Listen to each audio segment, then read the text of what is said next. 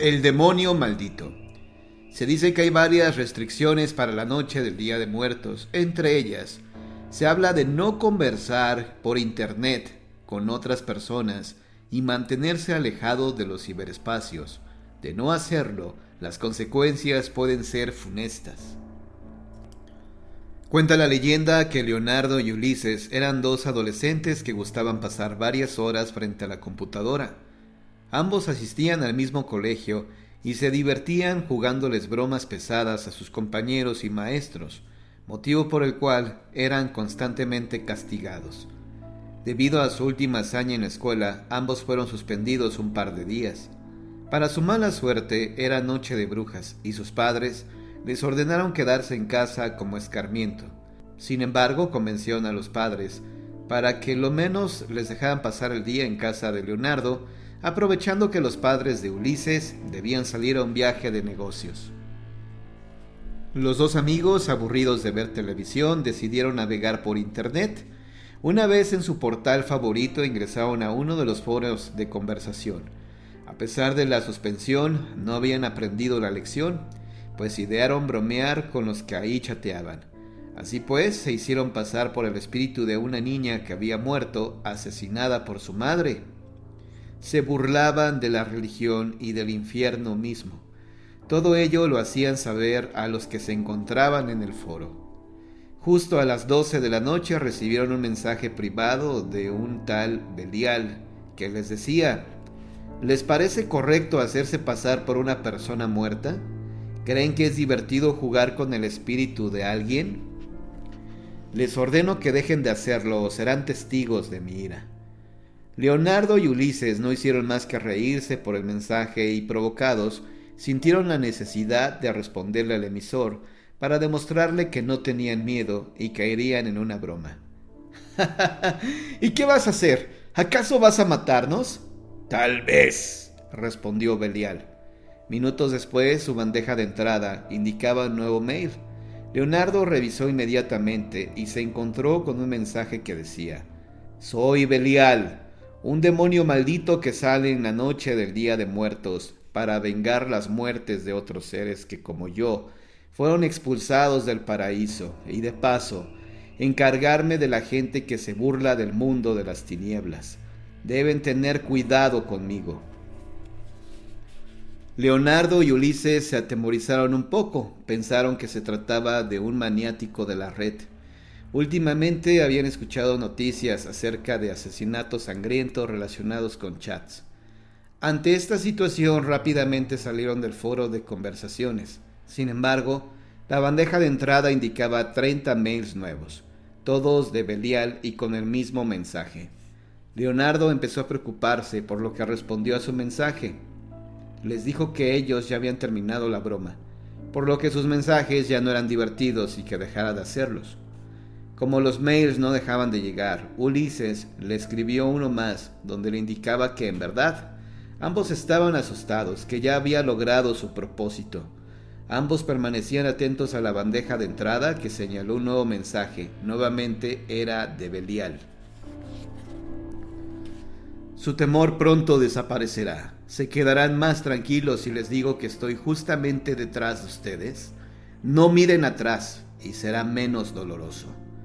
Leonardo, pensando que se trataba de una broma y sin entender lo que sucedía, miró hacia atrás. Este error le costó la vida, pues un extraño ente rojo se había materializado y con sus grandes garras lo había tomado por la cabeza. Ulises no pudo más que salir de la habitación y correr hacia la puerta para pedir ayuda.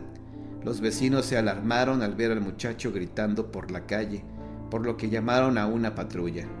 Los policías tardaron varios minutos en tranquilizar a Ulises. Cuando por fin les contó lo sucedido, creyeron que el muchacho estaba bajo el influjo de algunas sustancias tóxicas, de tal forma que decidieron regresar a la casa de su amigo y cerciorarse de que todo marchara bien. Revisaron la casa y al parecer todo estaba bien. Sin embargo, al entrar en la habitación de Leonardo, se aterrorizaron al mirar la escena sangrienta. Este estaba tirado en medio de un charco de sangre con la cabeza destrozada y la boca cocida. La computadora aún estaba encendida. El correo electrónico indicaba miles de mensajes provenientes de un desconocido y todos con la misma advertencia. Ulises jamás volvió a tocar una computadora.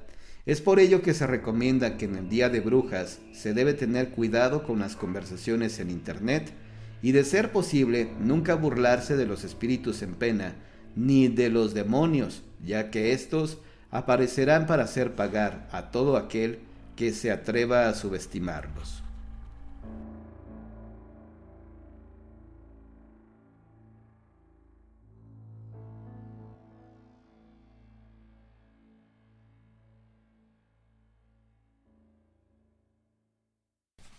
El garrotero fantasma de Real de 14.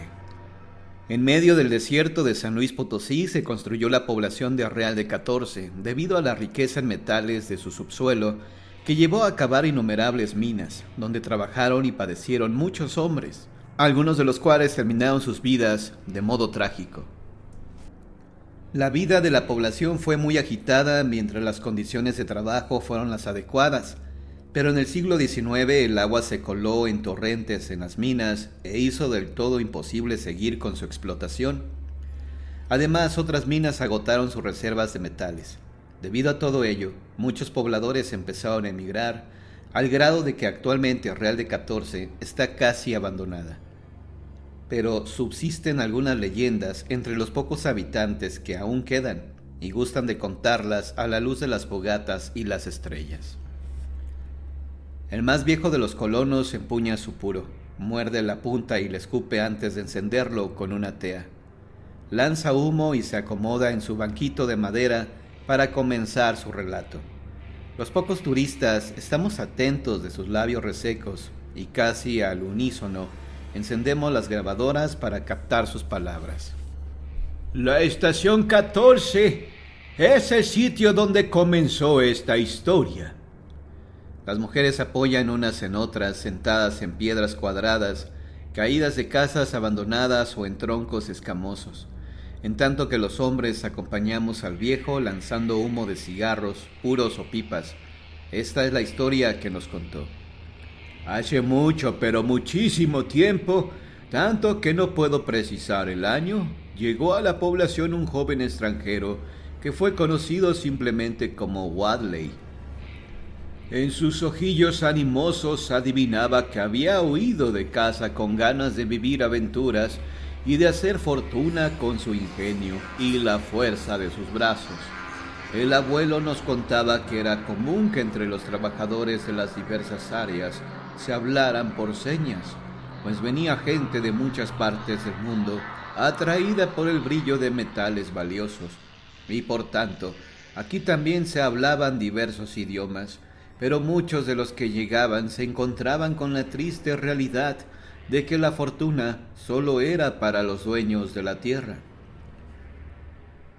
Pues ahí tienen que el joven Wadley se hizo garrotero y un mal día, mientras supervisaba la colocación de rieles por parte de una grúa, esta fue vencida por el peso de su carga y el muchacho murió aplastado. Hubo murmullos de sorpresa, incluso entre quienes ya conocían la historia. Su muerte fue terrible. Los servicios médicos tardaron en llegar, pero realmente nada se podía hacer por ese buen muchacho.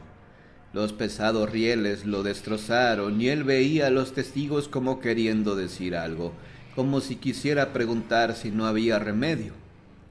Al viejo se le escapó un par de lágrimas. Es muy triste cuando un hombre joven y fuerte se va de este mundo.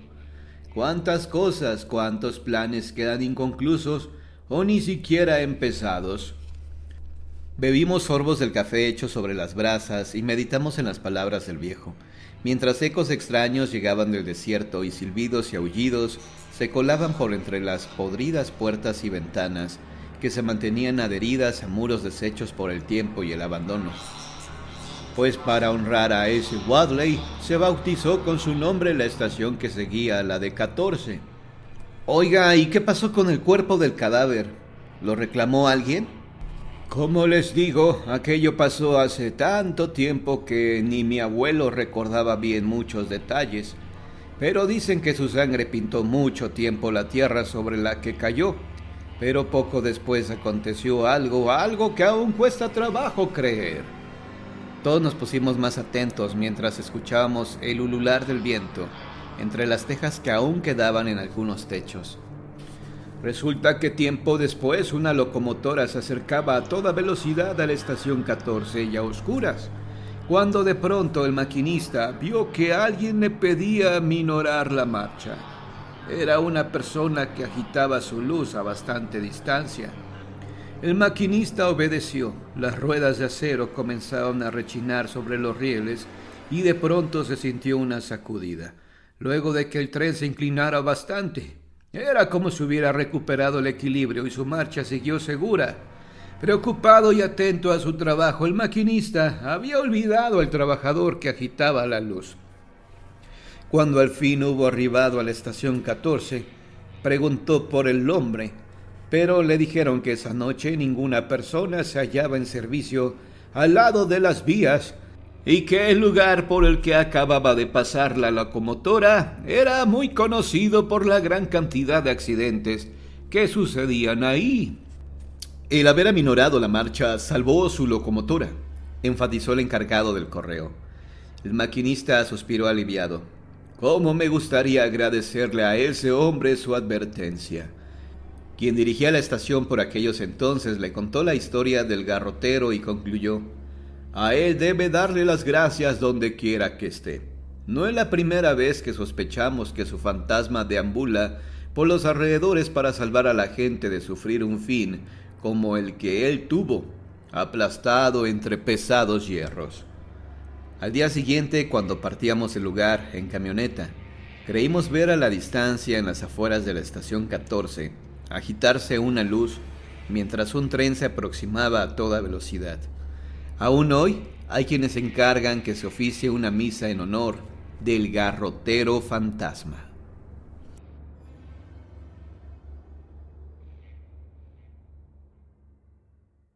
La casa embrujada de Veracruz. Hace casi 100 años en Chocamán existía un señor que no le gustaba trabajar. Tenía un predio a escasos 200 metros del centro de Chocamán. En ese entonces casi no había casas. Este señor cultivaba algunas hortalizas en su predio porque no quería salir al campo a trabajar. Con el paso del tiempo dizque se volvió brujo y curandero. Algunas personas lo visitaban, pero la mayoría sabía que era un charlatán. Todo esto sucedió después de la Revolución.